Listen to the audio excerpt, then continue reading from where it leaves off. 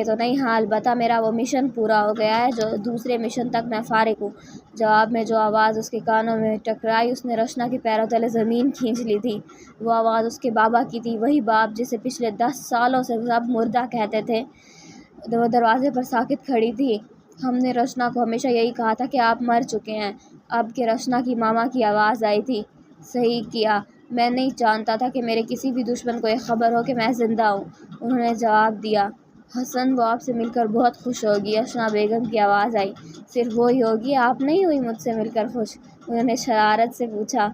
बाबा, हम सब ने उसे हमेशा यही कहा कि आप ज़िंदा नहीं हैं। रज़ा ने कहा। बिल्कुल सही किया, उन्होंने मुख्तसर जवाब दिया। उसी वक्त रचना ने धड़ से दरवाज़ा खोला और अंदर दाखिल हुई। सबकी नज़रें उस पर पड़ी।